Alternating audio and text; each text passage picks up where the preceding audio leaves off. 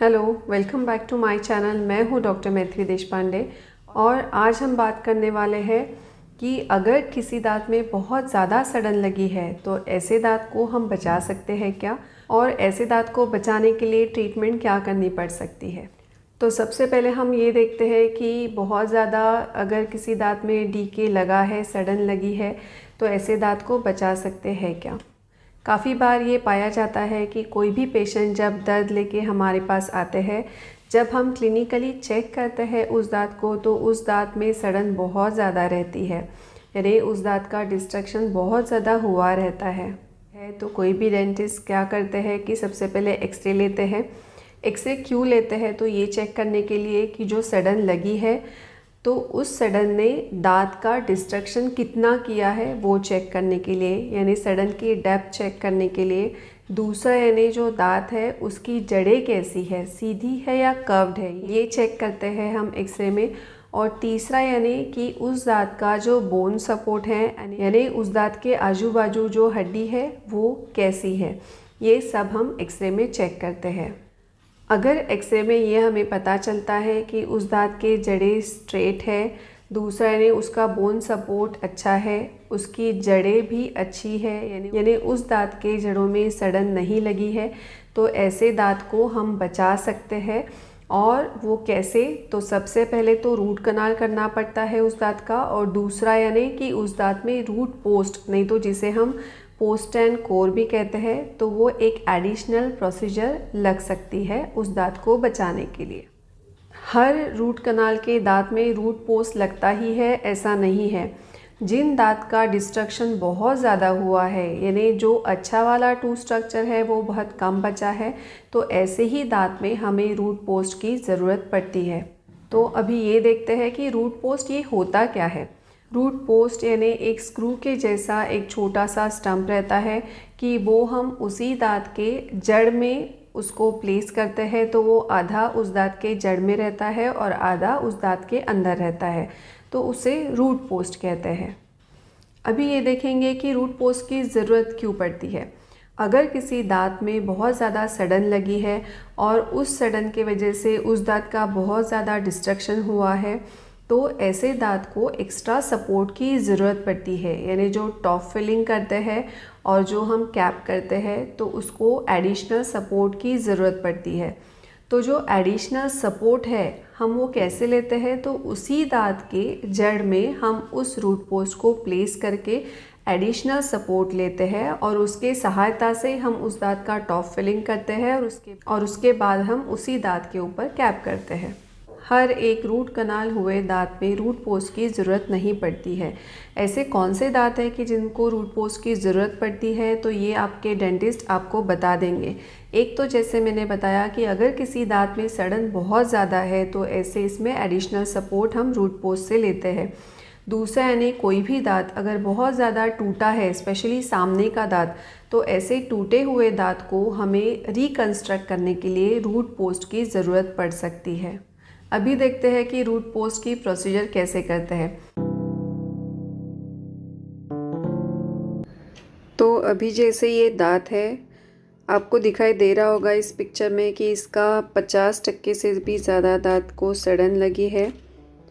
हम जो root post करते हैं वो ऐसे ही दांत में करते हैं कि जिसमें काफ़ी सारी सड़न है और हमें एक्स्ट्रा सपोर्ट की ज़रूरत पड़ती है। तो जिन दांतों में बहुत सड़न है, जिन दांतों में एक्स्ट्रा सपोर्ट की ज़रूरत है, ऐसे ही दांत में हम रूट पोस्ट करते हैं।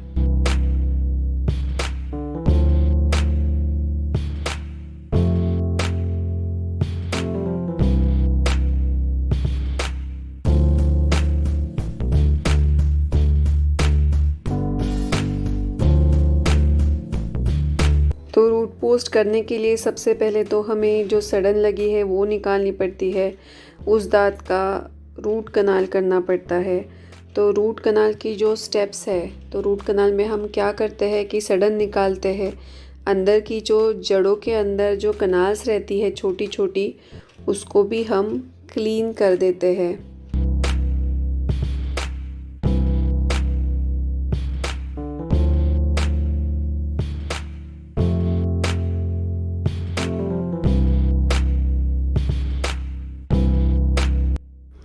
अभी जड़ें क्लीन होने के बाद उन जड़ों को फिर हम एक अलग किस्म के मटेरियल के साथ फिलअप कर देते हैं।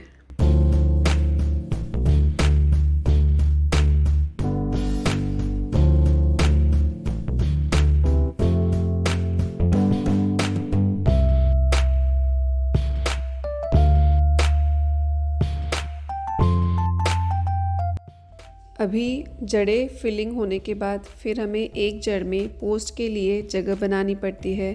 तो अभी इस पिक्चर में आपको दिखाई दे रहा होगा कि जो एक जड़ है वहाँ पे हमने जो फिलिंग किया था वो हमने आधा निकाल लिया है और पोस्ट के लिए एक जगह बनाई हुई है।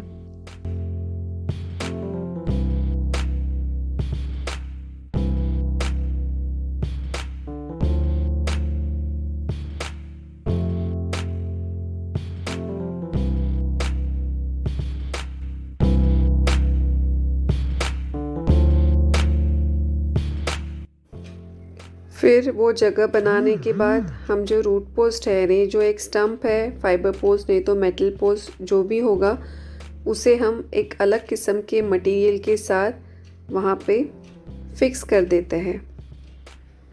तो यानी वो आधा जड़ के अंदर रहता है और आधा दांत के अंदर रहता है।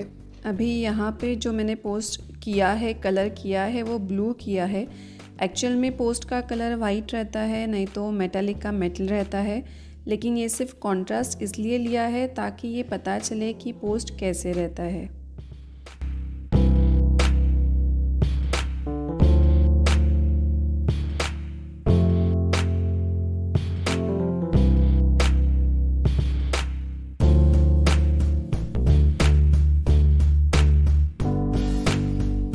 और सबसे एंड में जो हम रूट पोस्ट करते हैं कि उसके आधार से यानी उसके सपोर्ट से हम फिर जो दांत है उसका टॉप पार्ट फिलिंग कर देते हैं और फिर कैप के लिए जाते हैं।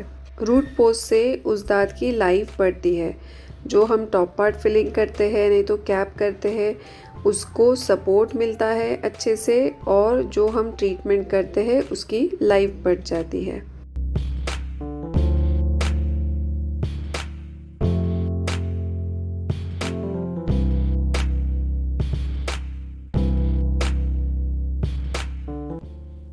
रूट पोस्ट ये सिंगल सिटिंग प्रोसीजर है, यानी एक ही सिटिंग में हम पोस्ट स्पेस क्रिएट करते हैं, एक ही सिटिंग में उसका फिटिंग भी कर देते हैं और उस दांत का टॉप पार्ट भी फिलअप कर देते हैं।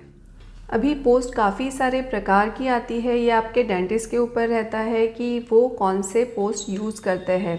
जैसे रूट पोस्ट ये दो प्रकार के, यानी फाइबर पोस्ट आता है और एक मेटालिक पोस्ट आता है।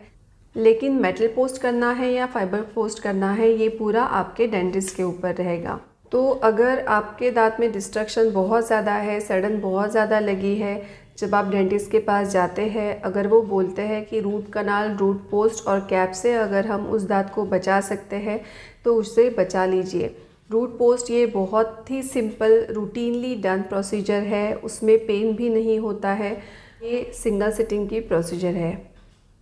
तो ये था आज का वीडियो। आज का वीडियो कैसे लगा मुझे कमेंट करके ज़रूर बताइए। Thank you so much for watching and take care.